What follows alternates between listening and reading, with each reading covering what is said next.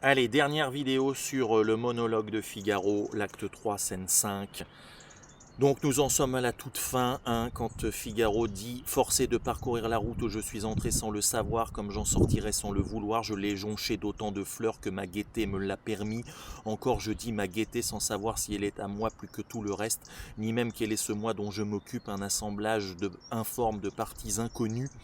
Puis un chétif être imbécile, un petit animal folâtre, un jeune homme ardent au plaisir, ayant tous les goûts pour jouir, faisant tous les métiers pour vivre, maître ici, valet là, selon qu'il plaît à la fortune. » Le mot est lancé, la fortune. Alors ici, fortune n'est pas à prendre dans le sens de l'argent, c'est fortune à prendre dans le sens de la déesse antique, hein, la fortune dans le sens de la chance, la bonne ou mauvaise fortune.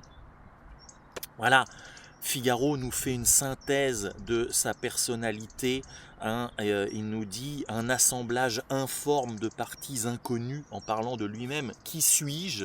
Qui je suis, moi, Figaro? Un assemblage de parties inconnues, un chétif être imbécile. Alors là, c'est intéressant parce que cette phrase qui accumule les propositions montre une modestie du personnage qui nous dit que il est né dans un milieu très modeste, en croyant être orphelin, alors que là, il vient de découvrir qui sont ses parents.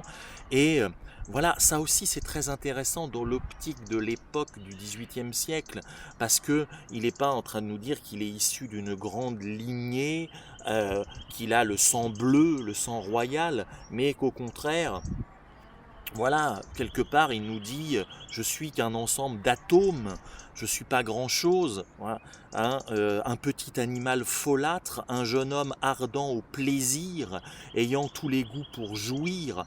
Alors, ce qui est intéressant ici, c'est qu'il nous fait le portrait d'un bon vivant, ce qu'on appellerait presque un épicurien.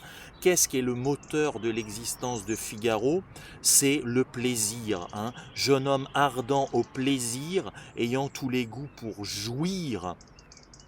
Figaro, il est dans la lignée de ces valets depuis Arlequin, qui aiment bien manger, qui aiment bien l'amour, hein, l'amour au sens noble, qui sont toujours à la recherche d'une compagne. Dans ça, il est resté un peu dans la lignée de ces grands ancêtres, hein, type Arlequin. Voilà. Ayant tous les goûts pour jouir, faisant tous les métiers pour vivre, maître ici, valet là, selon qu'il plaît à la fortune. C'est bien ce que je vous disais dans la vidéo précédente, la route fortune, tantôt on est en haut, tantôt on est en bas.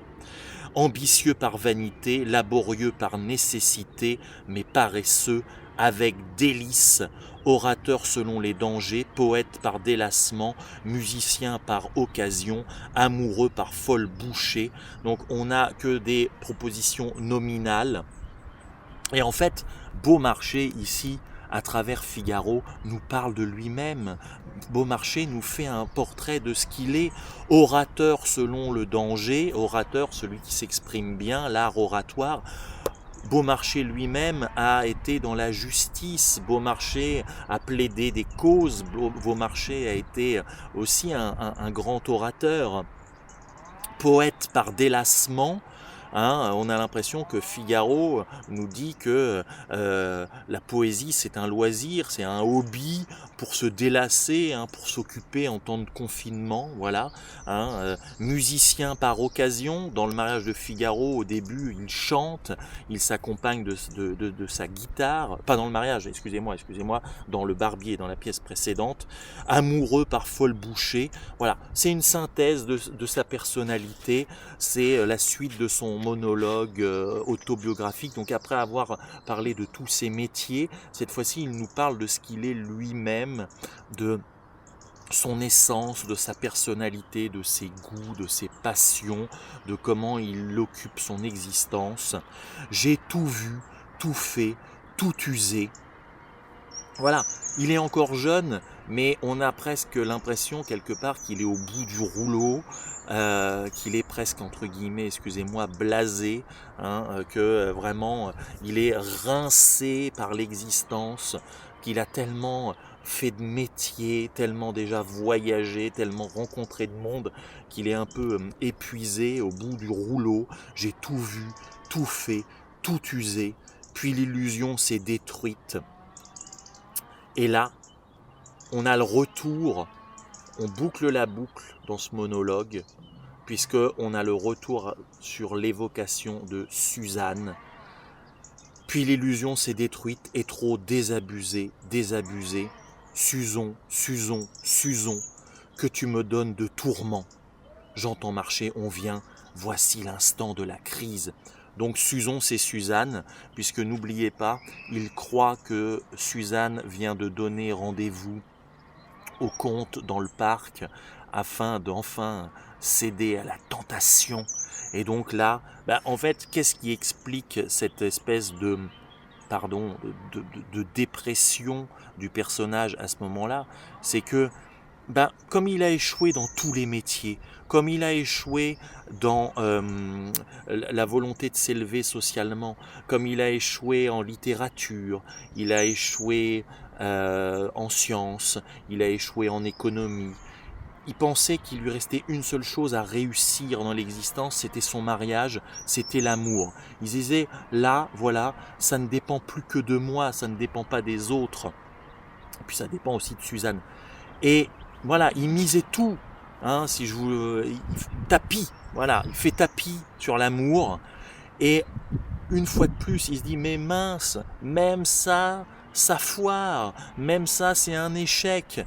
Et c'est pour ça qu'il dit, j'ai tout vu, tout fait, tout usé, blam. On a l'impression qu'il a les batteries complètement à plat. Voilà, la Tesla, elle est, hop, faut aller la remettre sur la prise. Puis l'illusion s'est détruite et trop désabusée, désabusée. En fait, il nous dit, je me suis illusionné sur l'amour, je me suis illusionné sur Suzanne, je me suis illusionné sur mon mariage. Même ça, je n'y arrive pas, même ça, c'est un échec. Voilà, Suzon, Suzon, que tu me donnes de tourments. Mais en fait, il s'est fait avoir, hein. Suzanne ne le trompe pas. Mais ça, il va s'en rendre compte après. Pour l'instant, c'est pas encore le moment. Voilà les amis, nous avons terminé ce monologue. Il y a beaucoup de vidéos. Je vous ai donné beaucoup de renseignements.